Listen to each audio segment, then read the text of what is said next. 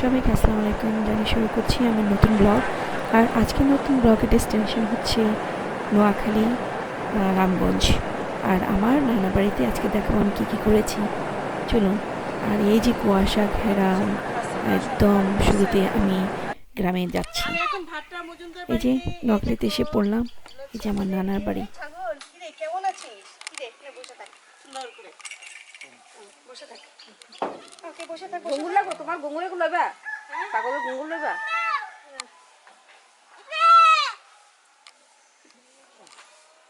ছাগল কিরে কিরে ভালো আছিস? পুরো সাইডে ভিডিও কর। কালা ময়না তোর ঘুম নেই, ময়নাও যা। বস বস বস বস বস। এই যে বস।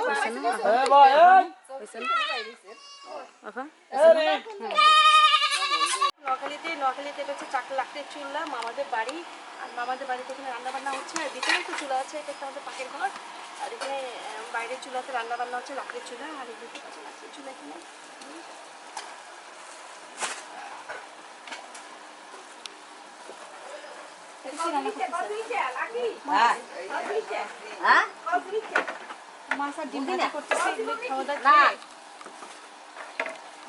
এখন মামাদের বাড়িতে আসছি, এখন মা এখানে রান্না করছে। এটা হচ্ছে লাকড়ির চুলা, গ্রাম বাংলার এটা ঐতিহ্য। আর এই লাকড়ির চুলাতে রান্না হয়, যেহেতু গ্রামের মজাও লাগে লাকড়ির চুলাতে রান্না।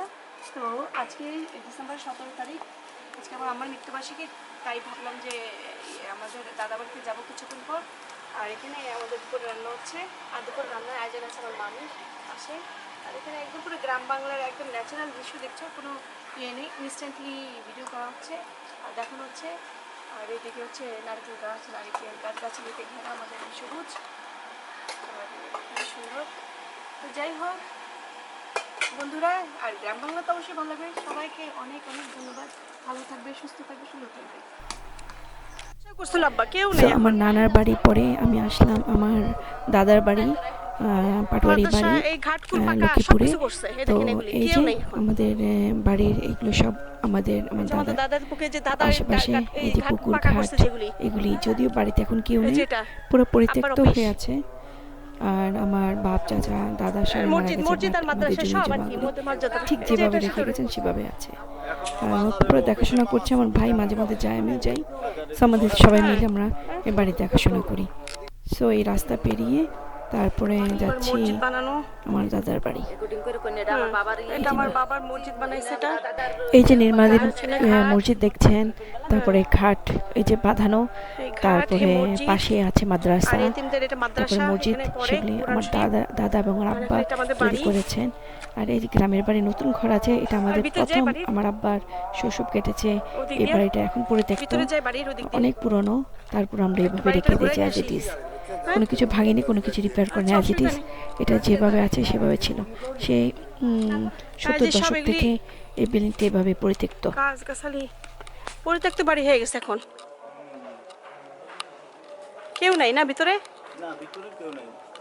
বুঝি খালা আসিল তো হারা দিন। আর এটা হলো সেই ঘাটকুল, কেউ না থাকলে রক্ষণাবেক্ষণ না তারপরে করলে। অনেক স্মৃতি বিজড়িত। ছোটবেলা আমরা যেতাম আব্বা আম্মা, তারপরে দাদাদের সাথে। এই যে আমার দাদা বাড়ি অনেক সবুজে ঘেরা ছিল, চাকচিক্য ছিল। এখন আসার পর মন ভেঙে যায় আসলে আছে আশেপাশে তাকালে। এই যে পুকুরে শেওড়া পড়ে গেছে, এই পুকুরটার মধ্যে আমার দাদা মাছ ধরতো। তারপরে তাজা উঠোনে বসে আমার দাদি সেগুলি কুটে রান্না করতো। দোতলা বাড়ি, আমরা দোতলায় ছিল, বিশাল বড়, সবাই ঘুমাতাম। সবাই দল বল মিলে, ফুপুরা ফুপুতো ভাই সবাই মিলে আমরা আসতাম।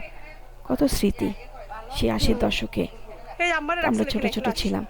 এখন কোনো কিছুই নেই, ভীষণ খারাপ লাগে, মায়া লাগে। তারপর ভাবলাম যে একটা স্মৃতি বিজড়িত, একটা স্মৃতি বানিয়ে রাখি। আমার দাদার ঘর বাড়ি আসবাব সবকিছুই মিলে আমি এই স্মৃতিটা রেখেছি।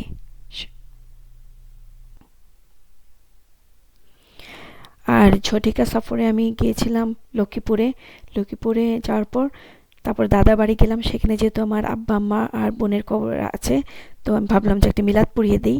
ঝটিকা সফরে যেহেতু গেছি শর্ট টাইমের জন্য, তারপরও বাবা মার কবর জিয়ারত না করে আসবো, তারপরে গিয়েছি। এই তো মিলাদের তবারক নিয়ে আমার আব্বা আর দাদার বানানো মসজিদে আমি মিলাদ পড়ে সবাইকে, গ্রামের সবাইকে নিয়ে এই তবারক বিতরণ করে তারপর ফিরেছি। সবাই আমার আব্বা আম্মার জন্য দোয়া করবেন, ওনাদের রুহ মাগফিরাতের জন্য, যেন ওনারা ব্যস্ত নসিব হোক। আর আমিন।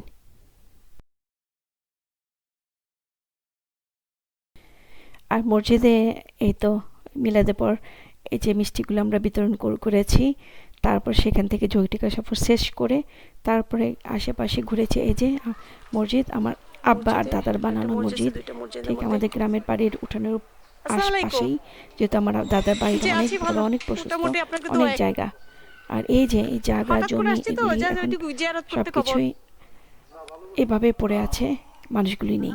এই মসজিদের মধ্যে এখন নামাজ পড়ার পরে মিলাদ, তারপরে আমি এগুলি ডিস্ট্রিবিউট করব।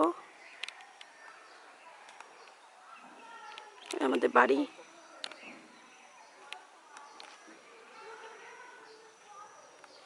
ভালোই আমাদের বাড়ি। মসজিদের পরেই এই যে যেতে যেতে সামনে যে বিল্ডিংটা দেখতে পাচ্ছেন, ঘর দোতলা, এই দোতলা ঘরটা নতুন করে বানানো হয়েছে। আর আগের পরিত্যক্ত বাসাটা দেখেছি, আমার আব্বারাতে শ্বশুর যেখানে কেটেছে। সবাই দোয়া করবেন, সবাইকে অনেক অনেক ধন্যবাদ। আল্লাহ হাফেজ।